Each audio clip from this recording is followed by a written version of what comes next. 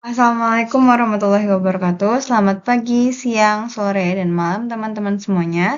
Sebelumnya izinkan saya perkenalkan diri. Nama saya Inka Safa Hanafi dengan NIM gue 0414241175. Saya dari kelas praktikum B2.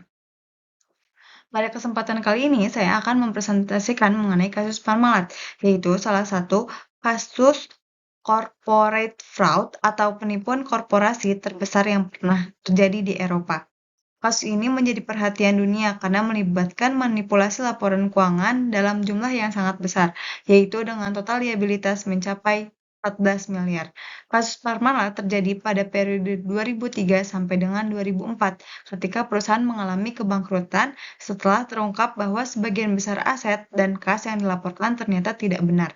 Kasus ini bukan hanya mengenai kesalahan akuntansi, tetapi juga menunjukkan adanya kegagalan dalam tata kelola perusahaan, pengawasan manajemen, auditor, dan sistem pengendalian internal. Pertama, saya akan menjelaskan gambaran umum mengenai kasus Parmalat. Jadi, Parmalat ini didirikan pada tahun 1961 di Parma, Italia, oleh Callisto Tenzi. Awalnya, perusahaan ini hanya berupa bisnis susu lokal, tetapi kemudian berkembang menjadi perusahaan multinasional yang beroperasi di sekitar 30 negara.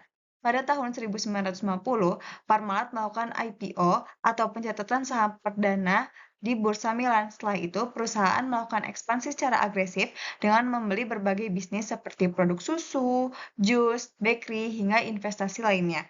Namun, masalahnya ekspansi tersebut sebagian besar dibiayai oleh utang dalam jumlah yang besar. Mulai tahun 1990-an, manajemen Parmalat mulai melakukan struktur perusahaan yang kompleks dengan mendirikan banyak entitas offshore, terutama di Cayman Island dan Bahamas. Tujuan dari struktur ini adalah menyembunyikan kerugian dan utang perusahaan agar laporan keuangan terlihat lebih sehat. Salah satu bagian paling penting dalam kasus ini adalah Bonlat, yaitu perusahaan yang berada di Cayman Island. Parmalat mengklaim bahwa Bonlat memiliki kas sebesar 3,95 miliar yang disimpan di Bank of America. Namun setelah dilakukan pemeriksaan, ternyata rekening tersebut tidak pernah ada dan dokumen yang digunakan merupakan dokumen palsu. Akibat terbongkarnya kasus ini, pada Desember 2003, Parmalat mengalami kebangkrutan dengan total liabilitas sekitar 14 miliar. Pihak utama yang terlibat adalah Callisto Tanzi sebagai pendiri sekaligus CEO yang ditangkap sebagai otak utama penipuan. Fausto Tona sebagai CEO yang berperan dalam mengatur skema keuangan. Grant Thornton dan Deloitte sebagai auditor yang gagal mendeteksi manipulasi. Bank of America yang menjadi pihak yang mengungkap bahwa dokumen rekening Bonlat palsu. Enrico Bondi yang kemudian ditunjuk sebagai komisaris untuk menyelamatkan perusahaan. Nah, selanjutnya adalah kronologi perjalanan kasus Parmalat. Jadi, pada tahun 1961, Parmalat didirikan di Parma, Italia, dan berkembang dari perusahaan susu kecil menjadi perusahaan global. Pada tahun 1950, Parmalat melakukan IPO di Milan Stock Exchange. Setelah masuk pasar saham, perusahaan semakin berkembang dan mendapatkan kepercayaan investor. Kemudian pada tahun 2002, Parmalat mencapai masa puncaknya dengan nilai perusahaan sekitar 3,7 miliar dan memiliki sekitar 30.000 karyawan. Namun, di balik pertumbuhan tersebut, perusahaan sebenarnya memiliki masalah keuangan karena ekspansi yang terlalu agresif menggunakan utang. Pada Desember 2003, Bank of America menemukan bahwa dokumen rekening Bonlat senilai 3,95 miliar adalah palsu. Tidak lama kemudian, pada 24 Desember 2003, Parmalat resmi bangkrut dengan kewajiban mencapai 14 miliar. Pada Januari 2004, Callisto Tanzi ditangkap dan Enrico Boni ditunjuk sebagai komisaris luar biasa untuk melakukan restrukturisasi. Pada tahun 2005, perusahaan baru yaitu Nova Parmalat berhasil melakukan pencatatan kembali di bursa, sedangkan pada tahun 2010, Tanzil mendapatkan hukuman penjara selama 18 tahun. Mekanisme penipuan Parmalat dilakukan dengan membuat transaksi fiktif, mencatat transaksi yang sebenarnya tidak ada, menyembunyikan utang melalui perusahaan offshore, dan menggunakan pendanaan baru untuk menutupi masalah lama seperti pola Ponzi. Nah, di pertanyaan pertama itu, kita membahas mengenai tanda-tanda peringatan yang sebenarnya sudah muncul sebelum kasus Parmalat terbongkar. Tanda pertama adalah adanya ketidaksesuaian antara jumlah kas dan utang.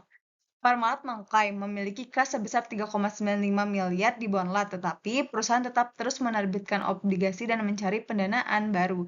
Jika perusahaan memang memiliki kas yang sangat besar, seharusnya kas tersebut digunakan untuk membayar utang. Tanda kedua adalah ekspansi agresif. Parmalat melakukan banyak akuisisi di berbagai negara, tapi sebagian besar menggunakan pembiayaan utang. Pertumbuhan yang terlalu cepat tanpa didukung arus kas yang kuat merupakan risiko besar. Tanda ketiga adalah banyaknya perusahaan offshore. Perusahaan di Cayman Island dan Bahamas membuat transaksi menjadi sulit dilacak. Struktur ini memang dapat digunakan secara legal, tetapi menjadi bahaya apabila digunakan untuk menyembunyikan informasi. Tanda terakhir adalah penerbitan obligasi secara berulang. Investor seharusnya mempertanyakan mengapa perusahaan mengaku memiliki kas besar tetapi masih membutuhkan uang tambahan atau tambahan utang.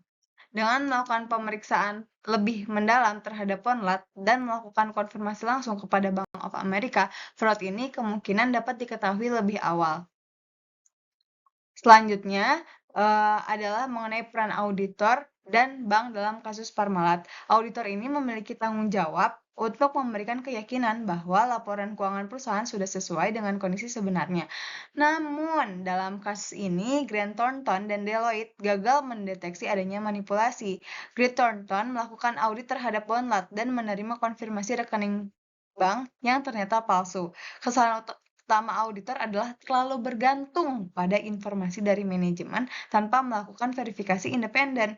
Sebagai contoh, auditor seharusnya langsung menghubungi Bank of America untuk memastikan apakah rekening tersebut benar-benar ada. Selain itu, auditor seharusnya mempertanyakan mengapa perusahaan memiliki kas yang sangat besar tetapi tetap memiliki utang yang tinggi. Jika saya menjadi risk manager pada saat itu, kontrol yang seharusnya dilakukan adalah pertama, melakukan konfirmasi langsung kepada bank. Kedua, melakukan analisis arus kas, yaitu melihat apakah uang yang dilaporkan benar-benar masuk dan digunakan. Ketiga, melakukan audit fisik dan pemeriksaan langsung terhadap anak perusahaan offshore. Nah, kasus Parmalat ini menjadi semakin kompleks karena melibatkan banyak negara.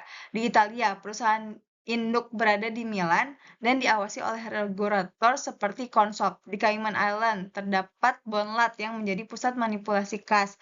Terus di Bahamas, terdapat perusahaan yang digunakan untuk membuat laporan keuangan palsu. Sedangkan di Amerika Serikat, terdapat investor yang membeli obligasi Parmalat sehingga SEC dan FBI ikut terlibat dalam penyelidikan.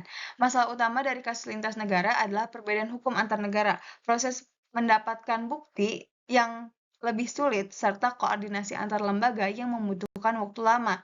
Kasus ini menunjukkan bahwa perusahaan internasional membutuhkan pengawasan yang lebih kuat karena semakin kompleks struktur perusahaan, maka semakin besar risiko penyalahgunaannya. Nah, pada pertanyaan keempat ini kita membedakan antara financial engineering dan fraud.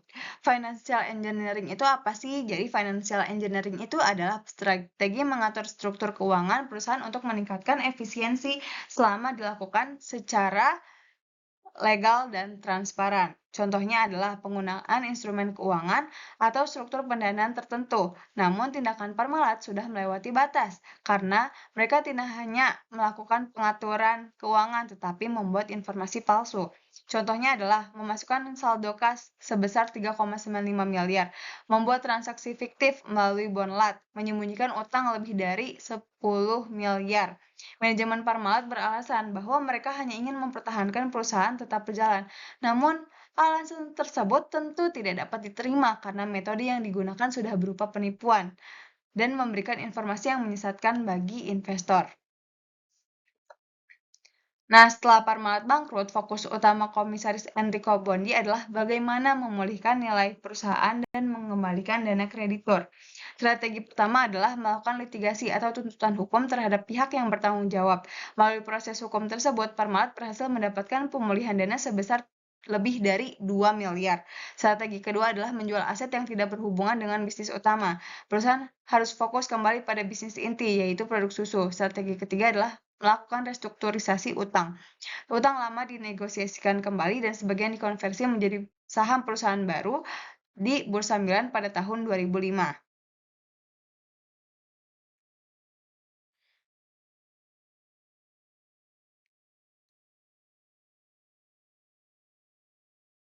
Jadi, utang lama itu dinegosiasikan kembali, dan sebagian dikonversi menjadi saham perusahaan baru yaitu Nova Parmalat. Dengan strategi tersebut, Parmalat dapat kembali beroperasi dan melakukan pencatatan ulang di Bursa Milan pada tahun 2005. Nah, pelajaran dari kasus Parmalat ini adalah sebagai kesimpulan, pertama, laporan keuangan harus dibuat secara transparan karena menjadi dasar keputusan investor dan kreditur. Kedua, auditor harus selalu melakukan verifikasi independen dan tidak hanya menerima informasi dari manajemen. Ketiga, struktur perusahaan yang kompleks dan banyak di beberapa negara harus menjadi perhatian khusus karena dapat meningkatkan risiko fraud. Keempat, batas antara kreativitas akuntansi dan fraud adalah transparansi. Selama informasi diberikan secara jujur, strategi keuangan masih dapat diterima, tetapi ketika perusahaan mulai membuat dokumen palsu dan menyembunyikan fakta material, maka tindakan tersebut sudah menjadi kejahatan. Kasus Parmalat menjadi bukti bahwa lemahnya tata kelola perusahaan dan pengawasan dapat menyebabkan perusahaan runtuh, serta menyebabkan kerugian besar bagi lebih dari 100.000 investor retail. Segitu saja yang dapat saya sampaikan mengenai kasus Parmalat ini. Kurang lebihnya mohon maaf. Wassalamualaikum warahmatullahi wabarakatuh.